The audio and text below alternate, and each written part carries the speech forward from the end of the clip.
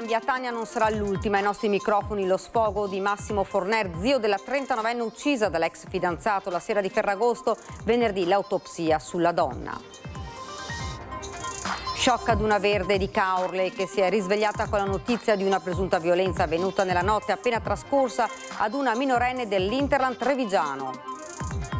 A Bassano un pedofilo è stato portato in carcere. Si tratta di un cittadino moldavo di 53 anni che deve scontare oltre 5 anni di reclusione per abusi commessi su un minore a Mestre.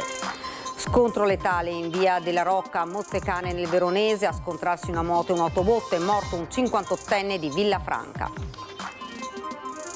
Entra in casa di un anziano a ruba del denaro, aggredisce 2 donne e tenta la fuga. I carabinieri hanno arrestato una ladra, 46enne di Schio. 60enne incornato da un toro nella sua azienda agricola a Sandrigo nel Vicentino ha riportato diverse lesioni ma è fuori pericolo di vita.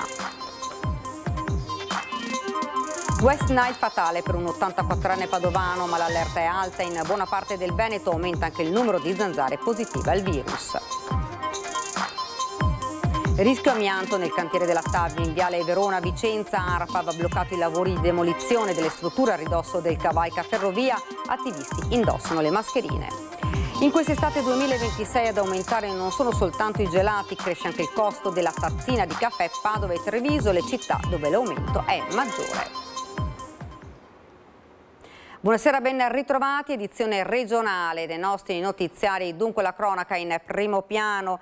Se il sistema non cambia, Tania non sarà l'ultima. Ai nostri microfoni lo sfogo di Massimo Forner, zio della 39enne uccisa dall'ex fidanzato la sera di Ferragosto.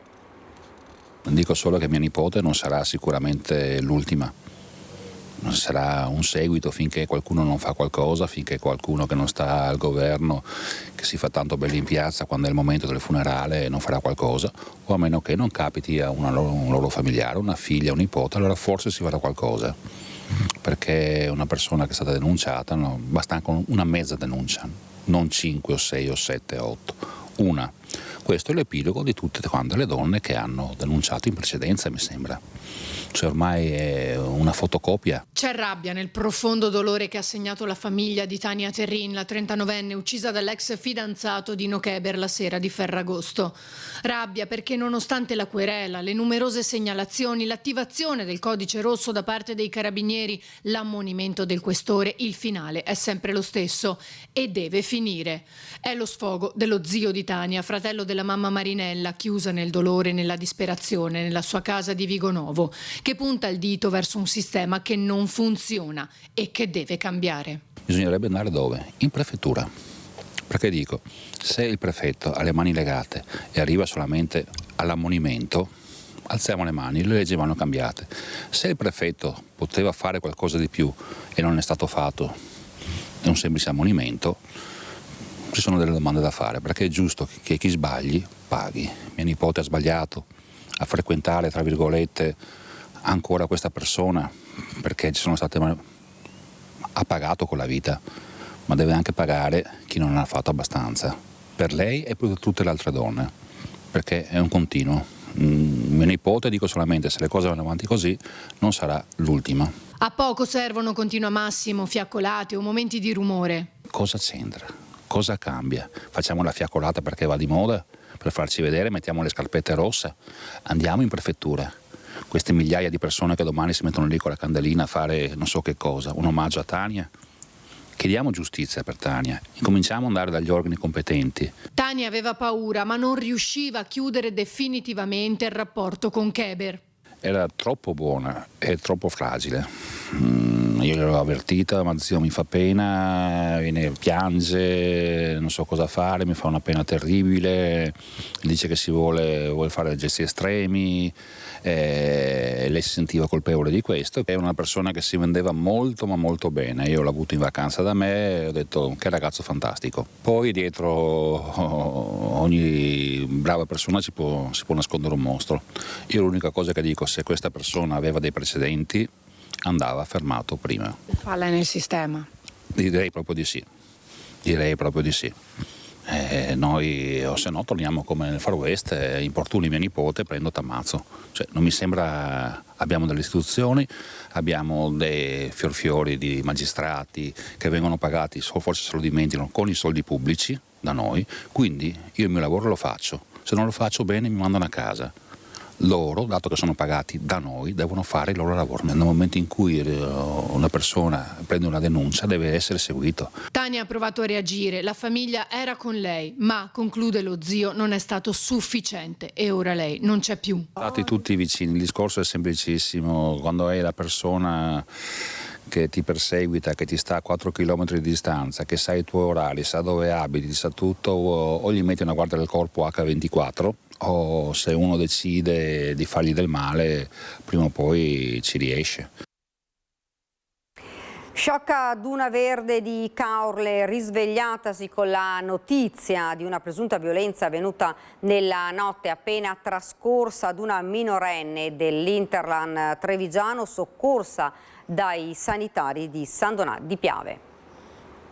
Sotto shock anche perché sono cose che ad Duna Verde non sono mai successe e sinceramente conoscendo anche la ragazzina ci piange il cuore perché comunque fosse una bambina delle nostre. E quindi è doloroso, tanto doloroso. Risveglio drammatico per la comunità di Duna Verde a Caorle nel panico e nel dolore alla notizia di una presunta violenza sessuale consumata nella notte ai danni di una ragazzina minorenne originaria dell'Interland trevigiano. Non sapevamo neanche fosse vero perché comunque stenti anche un po' a credere a certe cose, soprattutto in una realtà così piccola, così coccola come Duna Verde. La ragazzina e la sua famiglia sono volti noti nella cittadina, frequentata da anni come meta fissa per le vacanze estive e la notizia ha immediatamente suscitato profondo sgomento tra i commercianti del posto. Passa da noi spesso e volentieri a prendersi il gelato, ma non sappiamo altro. Siamo sconvolti, demoralizzati di questa situazione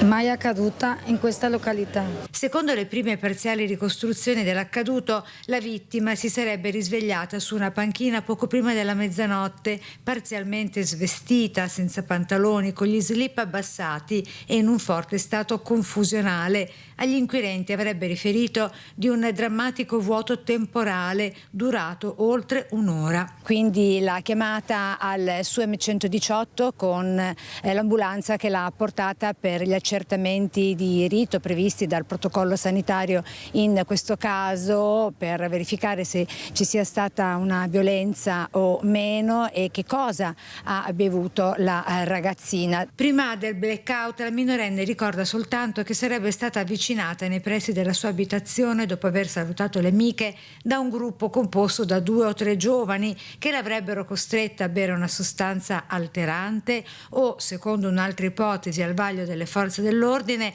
l'avrebbero addormentata improvvisamente utilizzando un fazzoletto intriso di liquido narcotizzante. L'aggressione e il successivo abuso si sarebbero poi consumati all'interno dell'ascensore di un condominio della zona.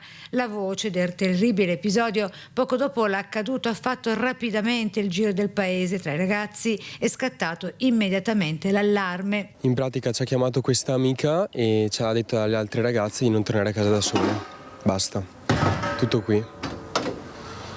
È stato abbastanza scioccante perché Duna Verde è un paese molto tranquillo e non ci si aspetta sicuramente questo. Gli investigatori avrebbero già individuato alcuni sospettati rintracciati dopo l'accaduto a consumare bevande in un locale di Duna Fiorita. Questo bar dove siamo di solito e sono arrivati i carabinieri insieme alla polizia locale e c'era questo tavolo di ragazzi e li hanno intervistati tutti, ovviamente. Sì, li hanno interrogati tutti. Interrogati, scusami, esatto, tutti e sono stati portati via in 2-3. Al vaglio delle autorità la posizione dei presunti aggressori, le indagini sono affidate alla polizia locale di Caorle che sta acquisendo e visionando i filmati delle telecamere di videosorveglianza e delle attività commerciali vicino al luogo del presunto abuso per fare piena luce sulla dinamica tuttora in fase di accertamento nel massimo riservo imposto dalla minore età della vittima. È un disastro, non fa proprio per questa località una cosa del genere. Mi dispiace, non so cosa dire. Speriamo sia assolutamente l'ultima volta, prima e ultima. Diciamo che per quanto noi pensavamo fosse un'isola felice, effettivamente non lo è. non lo è e penso che, come tanti italiani stanno facendo adesso, penso che ci faremo giustizia da soli.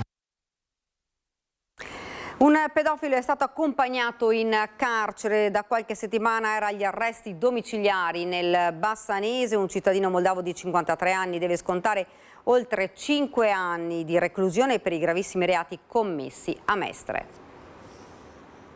Un pedofilo 53enne di origine moldava è stato accompagnato in prigione. Si trovava ai domiciliari nel circondario di Bassano da qualche settimana. I carabinieri della città del Grappa lo hanno condotto in carcere a Vicenza in esecuzione di un ordine di carcerazione perché la sentenza è passata in giudicato. L'uomo deve espiare oltre 5 anni. A suo carico anche una misura di sicurezza. Dopo aver scontato la pena detentiva, per 1 anno non potrà avvicinarsi ai luoghi frequentati dai minori. Pesantissimi i reati per i quali è stato condannato: violenza sessuale aggravata, atti sessuali con minorenne, prostituzione minorile e lesioni personali aggravate. I fatti contestati si sono verificati a Mestre tra l'estate 2021 e la primavera del 2023. La condanna del Tribunale di Venezia, confermata in appello, è diventata definitiva la scorsa primavera, dopo che la Corte di Cassazione ha dichiarato inammissibile il ricorso presentato dall'imputato. Tragedia questa mattina a Mozzecane in provincia di Verona, in uno scontro tra un'autobotte ed una moto ha perso la vita un centauro. Si tratta di un 58enne residente a Villafranca. Secondo i primi accertamenti il mezzo pesante stava uscendo da un impianto della zona quando si è scontrato con la moto. Sul posto una squadra dei Vigili del Fuoco di Verona e il personale del 118 con l'automedica e l'elicottero. L'uomo è stato trasportato a Borgo Trento in codice rosso, ma per le gravità dei traumi riportati il motociclista è morto poco dopo il ricovero. È stata eseguita oggi l'autopsia sui corpi di Lanfranco Simonato e Gianna Cunico, i coniugi trovati morti nella loro casa a Fara Vicentino. Ci vorranno con ogni probabilità 60 giorni per capire le cause del decesso dei coniugi Simonato, ritrovati senza vita all'interno della loro abitazione in via Stadio a Fara Vicentino. Il medico legale, incaricato dalla Procura di Vicenza di procedere con l'autopsia, ha eseguito proprio oggi all'ospedale di Vicenza l'esame autoptico. Nel frattempo, attraverso le maglie del segreto istruttorio, filtra che sono stati completati gli interrogatori di tutti i testimoni, a cominciare dai familiari più stretti della coppia, per circoscrivere il contesto nel quale è maturata quella che per ora appare una disgrazia. Gianna Cunico si trovava sull'uscio all'ingresso semisvestita, così come lo era anche Lanfranco Simonato, rinvenuto però in bagno. Entrambi i corpi erano in avanzato stato di decomposizione, si direbbe lì da almeno 10 giorni. Un'aria malinconica quella che si respira in paese, ci ha raccontato la sindaca. I cittadini sono ancora sconvolti, tutti si domandano come e perché. Si attendono ora i risultati dell'autopsia nella speranza che possano finalmente fare luce sull'accaduto. Ed ora parliamo della West Nile, prima vittima dell'estate 2026 in Veneto. Si tratta di Lorenzo Corradin, pensionato 84enne di Piazzola sul Brenta. L'anziano è morto all'ospedale di Cittadella, stava male dal 6 agosto, oggi pomeriggio i funerali. Febbre altissima, vomito, dissenteria. Si è presentata così l'infezione da West Nile che in poco meno di 2 settimane è costata la vita a Lorenzo Corradin, 84enne di Presina di Piazzola sul Brenta. Corradin era pensionato dopo essere stato modellista alla Belvest. L'uomo è stato ricoverato in ospedale a Cittadella, dove è arrivata la diagnosi. Ricoverato inizialmente in medicina, poi per la diagnosi di West Nile e l'aggravamento è stato portato in neurologia, dove purtroppo ha avuto un peggioramento fino all'esito di domenica sera. Il Il virus ha un'incubazione di 2 settimane. L'anziano era solito andare nel giardino e nell'orto della sua abitazione. Nelle ultime settimane, conferma l'ULSS 6, si è registrato un aumento dei casi. In questo momento nella nostra provincia, nella provincia di Padova, abbiamo 37 casi registrati West Nile. Sono stati registrati un aumento di infezione negli ultimi 15 giorni legati anche alla situazione atmosferica, caldo, ma anche un aumento dell'umidità e le piogge che sono avvenute. 12 casi con sintomatologia di tipo neurologico, le complicazioni più gravi, che interessano di solito meno dell'1% delle persone infette, 1 su 150, i rimanenti stati febbrili. Rassicurazioni arrivano dalle autorità sanitarie. Molti casi sono fortunatamente asintomatici, in quanto la malattia solo in casi molto rari porta a un aggravamento della patologia. Non sono necessari interventi per la disinfestazione finché non si manifestano 2 casi all'interno di un piccolo raggio, spesso nella stessa comunità o nello stesso comune. Per ora si sono registrati solo casi singoli di infezione da West Nile.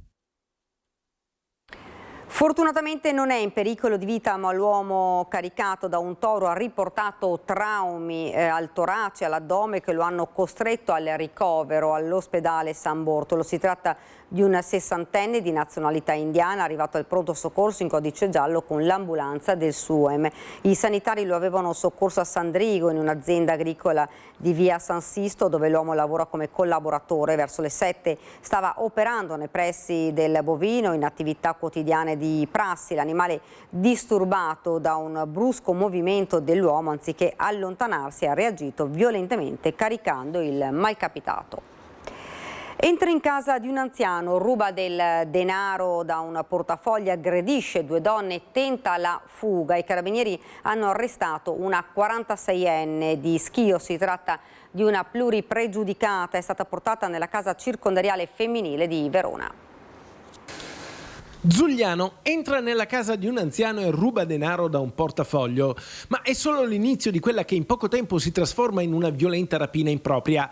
Protagonista una 46enne pluripregiudicata di Schio che, sfruttando un momento di distrazione e la porta d'ingresso aperta per le pulizie domestiche, si introduce furtivamente nell'abitazione, trova il portafogli della badante e porta via 380 euro in contanti.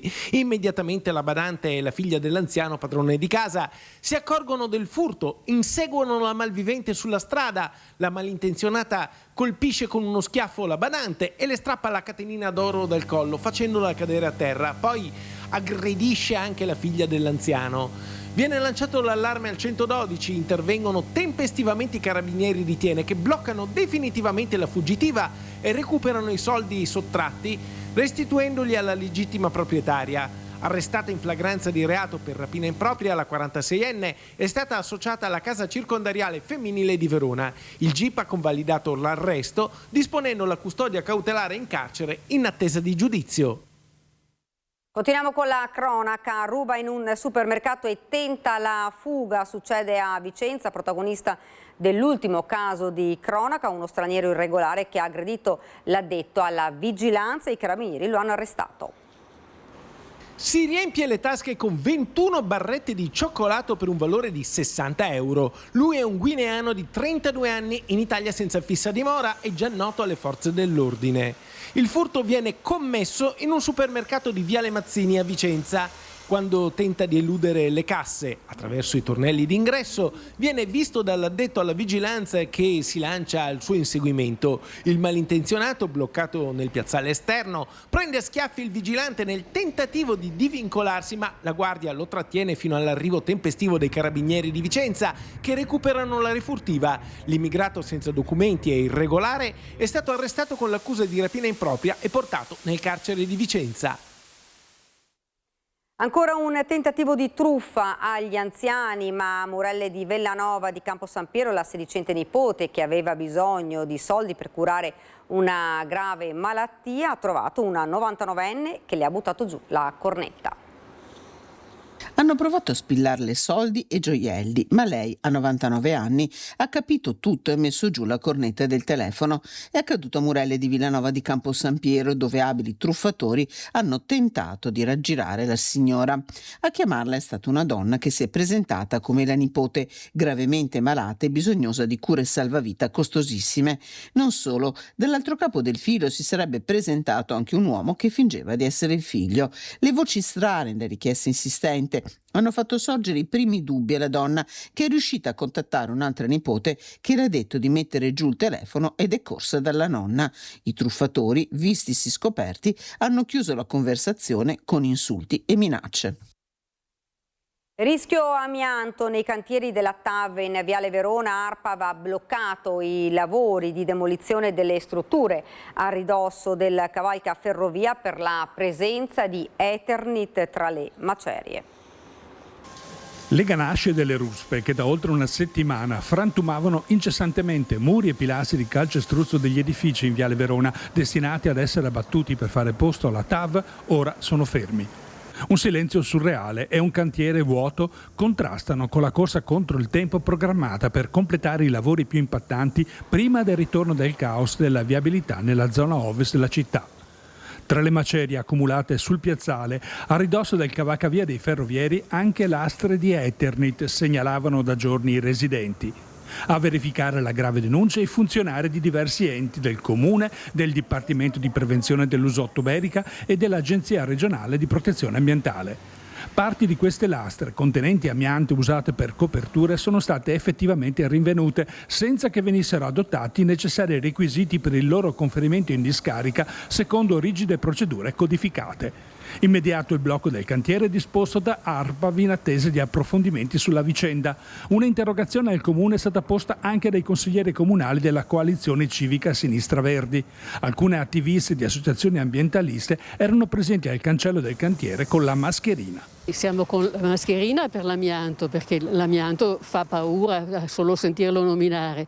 Oltretutto sentire che non sono lastre che sono state messe a conoscenza e quindi trattate come si dovevano, ma sono state anche frantumate. Noi come Boschi che Resistono e altre associazioni chiediamo da tempo che vengano fatti controlli sui materiali che vengono usati, sui materiali che vengono dalle demolizioni, come poi vengono trattati e dove vanno a finire. Non sappiamo cosa farcene delle promesse di IRICAV che va tutto bene, perché sono mesi e mesi che noi insistiamo che vengano fatte delle valutazioni sui materiali usati e soprattutto i materiali che verranno usati dopo, che possono contenere PFAS, gli acceleranti di cementificazione. Quindi se non c'è attenzione su queste cose così evidenti, dobbiamo preoccuparci. Nel 2026 ad aumentare non solo i gelati, cresce anche il costo della tazzina di caffè. Padova e Treviso, le città dove l'aumento è maggiore. Espresso, un espresso semplice. Americano?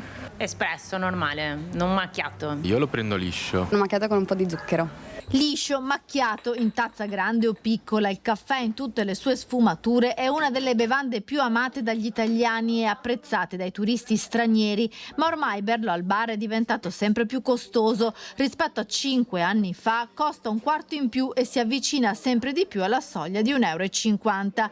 I dati sono quelli rilevati dal Centro di Formazione e Ricerca sui Consumi CRC, che con Assutenti ha realizzato uno studio sul cosiddetto caro tazzina.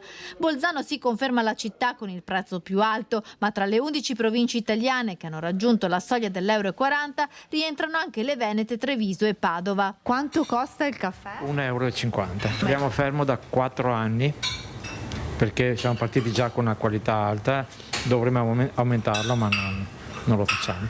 Quanto costa il caffè? 1,50 €. Cambia se viene servito al tavolo o al banco? Non c'è il prezzo del servizio al tavolo, viene 1,50 € per tutti. All'ombra del santo il costo del caffè può anche salire se si consuma seduti al tavolo e non al bancone. Servito a tavolo ha un costo maggiore. Se arriva? Nel caso nostro, che abbiamo platea Attico molto costoso davanti alla Basilica, viene 2,50 il caffè. Al banco il prezzo più comune in centro a Padova è di 1,40 €, mentre alcuni bar a fatica cercano di mantenere l'1,20 €. Alla base dei rincari non è solo la materia prima, ma il costo dell'energia per gli esercenti. Da un annetto 2 è aumentato di 10-20 centesimi in base a dove si va, però più o meno sta sull'1,30 €. Prendendo il caffè sempre sulla mattina, negli ultimi anni un po', tipo sui 20 centesimi. Il caffè italiano però resta il più buono e rispetto ai paesi del nord Europa il più economico, come ricorda questa turista tedesca. Cheaper and better. This is a cappuccino, però espresso, normalmente espresso. Ed è tutto per questa edizione del nostro telegiornale. Sigla e poi previsioni del tempo. Grazie davvero per averci seguito, buona serata.